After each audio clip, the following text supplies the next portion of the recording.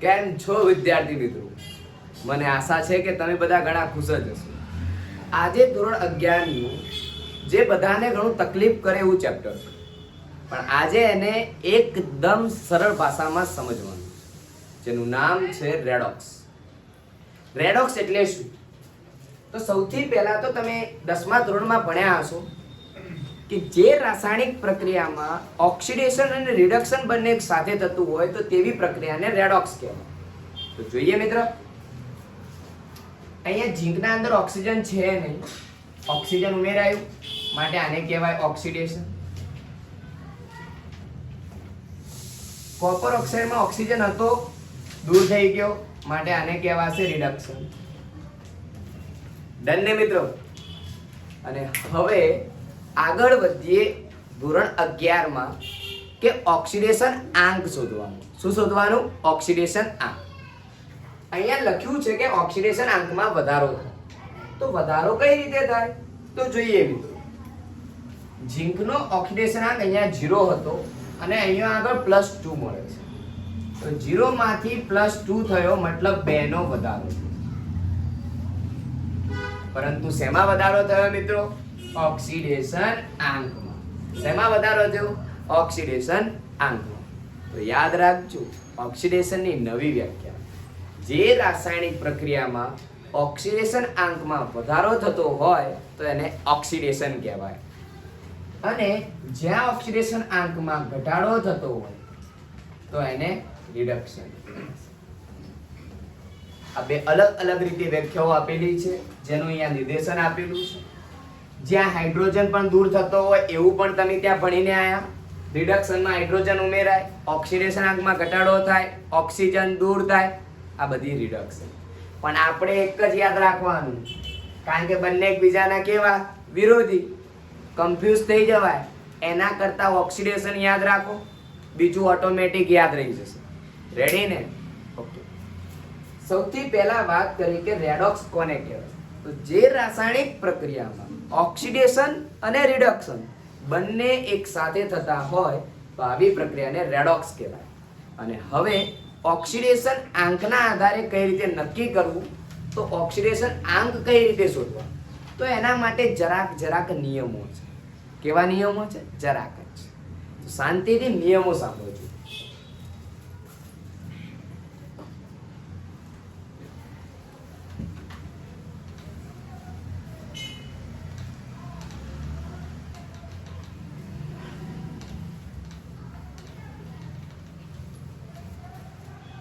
મિત્રો, તમે હેલોજન સમૂહ વિશેનું નામ સાંભળ્યું હશે કે હેલોજન સમૂહ છે શું? જો યાદ ના હોય તો એક વાર ફરી યાદ કરીએ. फिर कल बाहर आई आंटी. શું યાદ આવ્યું? फिर कल बाहर आई आंटी. નામ સાંભળતા જ સ્માઈલ આવી જાય. આંટી.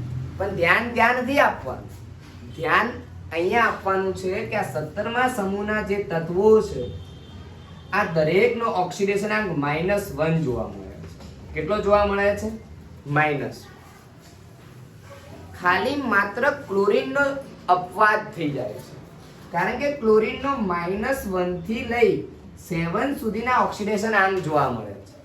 એને અલગ માનવાનું, કારણ કે તમે વિચારો કે ઘરના જો 5 સભ્યો હોય, 5એ 5 સીધા એક જ જેવા હોય તો ઘર ચાલે?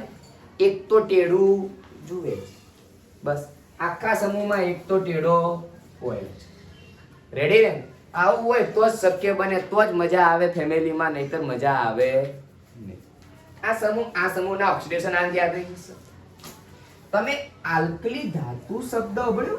આલ્કલી ધાતુ કદાચ તો સાંભળ્યો જ હશે. સમૂહ 1, હેલિના કી રબ સે ફરિયાદ. હેલિના નામની છોકરી છે, એ રબને શું કરે છે? ફરિયાદ કરે છે. શું કરે છે? ફરિયાદ. હેલિના કી રબ સે ફરિયાદ. ફરિયાદ માટે લખવાની જરૂર નથી, ચલો લખી દઈએ, પણ આવતું જ નથી ક્યાંય. આ દરેકનો ઓક્સિડેશન આંક +1 લેવામાં આવે છે. શું લેવામાં આવે છે? +1. કોઈક અમુક જગ્યાએ જ હાઇડ્રોજનનો ઓક્સિડેશન આંક -1 પણ લેવામાં આવે છે, બાકી બધાનો +1 લેવામાં આવે છે. બોલો રેડી મિત્રો? નેક્સ્ટ ટોપિકની વાત કરું, આલ્કલી અર્ધધાતુ, જેમાં સમૂહ 2 ના તત્વો આવે છે. સમૂહ 2 ના તત્વો કયા? તો બેટા માગે કાર સ્કૂટર બાપા રાજી. આવું શક્ય હોતું નહીં. તમે પપ્પા જોડે ગાડી માંગો અને પપ્પા આસ્તા આસ્તા ચાવી આપી, શક્ય. અહીંયા આપણે બધું જ શક્ય છે કેમિસ્ટ્રીમાં. બેટા માંગે કાર સ્કૂટર બાપા રાજી, આ બધાનો ઓક્સિડેશન આંક હંમેશા +2 જ જોવા મળે. લખી દો ક્યાંક કાગળમાં, લગાવી દો ઘરમાં, કારણ કે આપણે ભણવાનું છે રેડોક્સ, અને એ પણ ઓક્સિડેશન આંકના આધારે. રેડી ને મિત્રો? આશા રાખું છું કે આટલી વસ્તુ ખબર પડી ગઈ હશે. એક બીજું જાણીતું એક છે તત્વ જેનું નામ માત્ર ઓક્સિજન. કોઈ કહી જ ના શકાય આના વિશે. ગમે જેવો માણસ મળે એવો રંગ અને રૂપ ધારણ કરે છે. જેમ કે ઓક્સિજનનો ઓક્સિડેશન આંક -2, -1, -1/2, 0 પણ હોય, +1 પણ હોય છે. 0 ના આગળ કોઈ સાઈન ના આવે મિત્રો, ગમે તે હોઈ શકે. આ ઓક્સિજન એવું છે કે ગમે તે સાઈન ધરાવે છે. આમાંથી ગમે તે ઓક્સિડેશન આંક હોઈ શકે, પરંતુ -2 અને -1 90% હાજરીમાં જોવા મળે. 90% -2 અને -1 જ જોવા મળે. 90 થી 95%. ચલો ને મિત્રો, ઓક્સિજનનો ઓક્સિડેશન આંક 90 થી 95% જેટલો જોવા મળે છે. રેડી? ડન. તો હવે આપણે નેક્સ્ટ પોઈન્ટ્સમાં ઓક્સિડેશન આંક શોધતા શીખીએ. રેડી ને વિદ્યાર્થી મિત્રો? આગળ અત્યાર સુધી આપણે ઓક્સિડેશન, રિડક્શન, રેડોક્સ, ઓક્સિડેશન આંક શોધતા શીખ્યું. સમૂહ 1, સમૂહ 2, સમૂહ 17 ના તત્વોના ઓક્સિડેશન આંક જોયા, કોના અલગ હોઈ શકે એ જોયું. તો હવે મિત્રો ઓક્સિડેશન આંક શોધતા શીખીએ કે ઓક્સિડેશન આંક શોધાય કઈ રીતે. લીટી દોરેલા અંકોનો, લીટી દોરેલા જેના નીચે લીટી દોરેલી છે તત્વોનો ઓક્સિડેશન આંક શોધવાનો છે. આવો પ્રશ્ન એક તમને ચોક્કસ પૂછાશે, 1 માર્ક્સમાં અથવા અનેક રીતે કામ આવી શકે છે. તો ધ્યાન રાખી સમજી લેજો, ખરેખર મજા આવશે. કરવાનું શું? સૌથી પહેલા નાઇટ્રોજન કેટલા, જેને શોધવાનો છે ને x માં. નાઇટ્રોજન કેટલા? 2. ઓક્સિજન કેટલા? 3. બરાબર, કોઈ વીજભાર નથી માટે 0. ફરી એકવાર, નાઇટ્રોજન 2, ઓક્સિજન 3. જુઓ, ડન. માથા ઉપર કોઈ જ વીજભાર નહીં, કોઈ જ દેવું નથી, કોઈ જ વધારાના પૈસા નથી, તો ચિંતા હોય જ નહીં. રેડી? તો બરાબર પછી 0. જેનો શોધવાનો હોય એને x માનવાનો. ઓક્સિજનનો તો તમને ખબર જ હોય, -2. 2x 3 દુના 6 બરાબર 0, ±. 2x બરાબર 6. બગડો ક્યાં જશે? ભાગાકારમાં. તો x મળશે તમને 3. બોલો ડન. બોલો એક આવડી ગયું. એક વાત ફરી રિપીટ કરું. નાઇટ્રોજન કેટલા? 2. ઓક્સિજન કેટલા? 3. જેનું શોધવાનું એને x માનવું. ઓક્સિજનનો તમને ખબર જ હોય, -2 જ હોય, 3 દુના 6, ±. આ માઈનસ ને આ બાજુ લઈ ગયા એટલે પ્લસ થઈ ગયું. 2 ગુણાંકમાં હતો એ ક્યાં જતો રહ્યું? ભાગાકારમાં. જવાબ આવ્યો 3. તો અહીંયા આનો ઓક્સિડેશન આંક કેટલો મળશે? 3. કેટલો મળશે? 3. બોલો વિદ્યાર્થી મિત્રો, ખબર પડી ગઈ ને? જો ખબર પડી ગઈ હોય તો લાઈક, શેર અને સબસ્ક્રાઇબ કરવાનું ભૂલશો નહીં. ખરેખર મિત્રો, જો તમારો સાથ એટલે કે આટલો સપોર્ટ હોય તો જ આજે હું અત્યારે આ મારી મંજિલ સુધી પહોંચ્યો છું. તો thank you so much for support. આગળ વધીએ, જોઈએ હવે આનો ઓક્સિડેશન આંક શોધીએ. H2SO4 માં આ તો પતી ગયું, એનો જવાબ આવ્યો +3. આનો જવાબ આવ્યો +3. આનો શોધીએ. ચલો, હાઇડ્રોજન કેટલા? 2. સલ્ફર કેટલા? 1. ઓક્સિજન કેટલા? 4. કશું નથી બરાબર 0. હાઇડ્રોજનનો કેટલો હોય 1. સલ્ફરનો શોધવાનો એટલે x. ઓક્સિજનનો -2. 2 કા પ્લસ x 4 ગુના 8.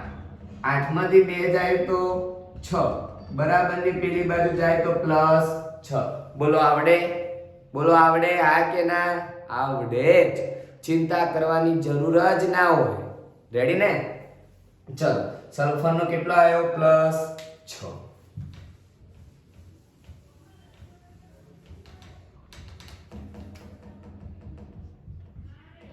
હવે વાત આવી એકલું. પ્રશ્ન થાય સાહેબ એકલું તત્વ હોય એટલે શું કરવાનું? તો તમે જ વિચારો. ધારો કે તમે કોઈ જગ્યાએ એકલા છો તો તમે શું કરશો? બિંદાસ પડશો. કોઈને પૂછવા જવાનું, કોઈની રોકટોક રહેવાની ના. તો તમારું બધું જીરો. કોઈને કોઈ પૂછવાનું બધું જીરો. પોતાનો ડિસિઝન. એકલું તત્વ હોય એટલે હંમેશા માની લેવાનો એનો કેટલો હોય? 0 જ હોય. એકલું તત્વ એટલે એનો કેટલો હોય? 0 જ હોય. ડરવાની જરૂર જ ના હોય.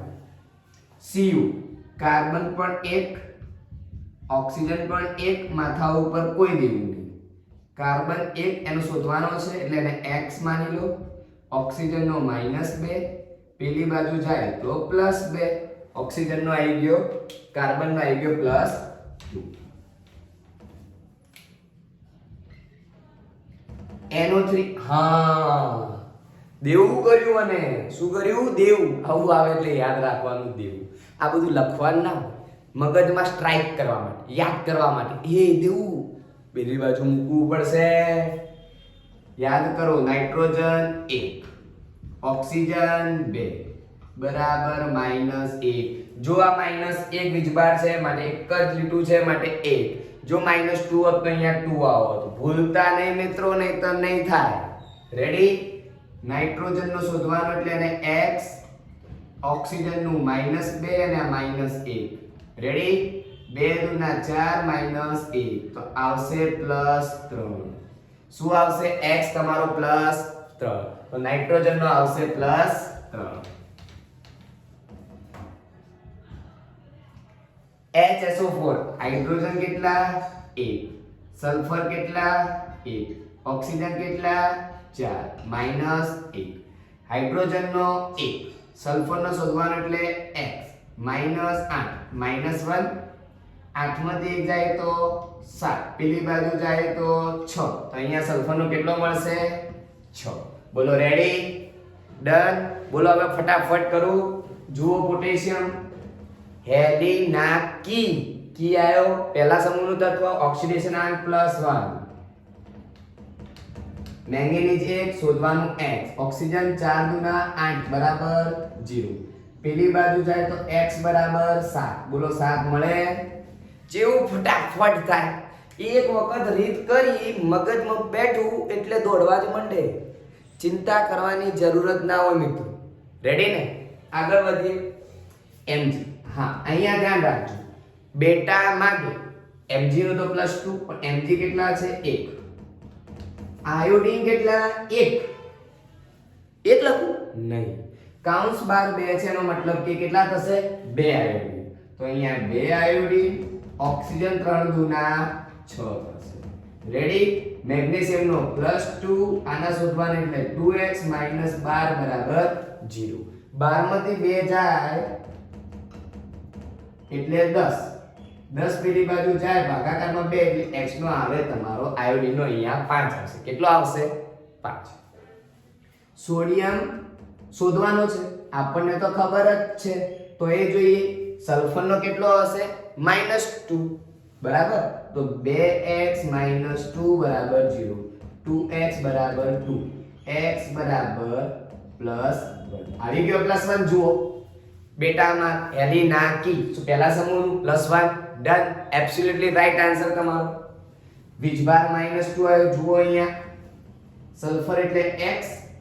3 દુના 3 ઓક્સિજન છે અને માથા ઉપર -2 છે માટે 3 દુના 6 બરાબર -2 તો x બરાબર 4. સલ્ફરનો કેટલો આવશે? 4. એકલું આવ્યું 0. હાઇડ્રોજનનો 1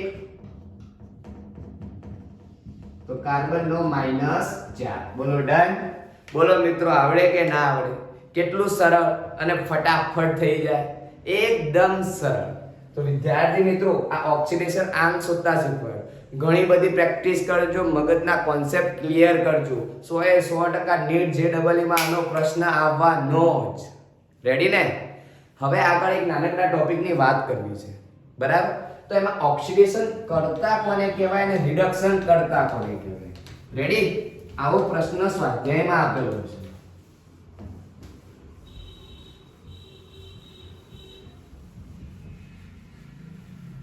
તો એક જ ઉદાહરણમાં સમજી લઈએ કે છે શું.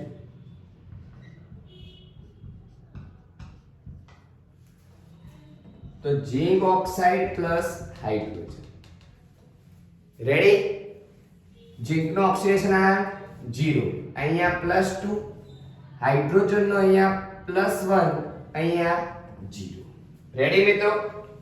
ડન ને? જોજો, અહીંયા આગળ 2 નો વધારો થાય માટે ઓક્સિડેશન, અહીંયા ઘટાડો થયો 1 નો એટલે એને કહેવાશે રિડક્શન. શું કહેવાશે? રિડક્શન. તો જોઈએ ઓક્સિડેશન કોનું થયું. આ તો તમને શીખવાડ્યું હતું મેં મારા પહેલા સ્ટાર્ટિંગમાં, આજના જ વિડિયોમાં. હવે પ્રશ્ન છે ઓક્સિડેશન કરતાનો અને રિડક્શન કરતા. તો ચાલો મિત્રો સમજીએ. ઓક્સિડેશન કોનું થયું? ઝિંક. વધારો થયો, ઘટાડો કોનો થયો? H2. અને હવે મિત્રો યાદ રાખજો, ઓક્સિડેશન કરતા એટલે રિડક્શન, જેનું રિડક્શન થતું હોય એ. ઓક્સિડેશન કરતા એટલે શું? તો રિડક્શન. રિડક્શન કોનું થાય છે? H2. તો તમારું ઓક્સિડેશન કરતા કોણ બની જશે? H2. રિડક્શન કરતા એટલે ઓક્સિડેશન. ઓક્સિડેશન કોનું થાય છે? ઝિંકનું. તો આ થઈ ગયો તમારો ફરી 1 માર્ક્સનો પ્રશ્ન. ઉપરની પ્રક્રિયામાં ઓક્સિડેશન કરતા અને રિડક્શન કરતા જણાવો. તો આ રીતે શોધી લેવું. એના માટે પહેલા ઓક્સિડેશન શોધવાનું, રિડક્શન શોધવાનું, એટલે વાર્તા પતી જ જાય. રિડક્શન એટલે ઓક્સિડેશન કરતા, ઓક્સિડેશન એટલે રિડક્શન કરતા, રિડક્શન એટલે ઓક્સિડેશન કરતા. બોલો રેડી? ડન ને મિત્રો? યાદ રાખજો, ભૂલતા નહીં અહીંયાથી. રેડી? ઓકે.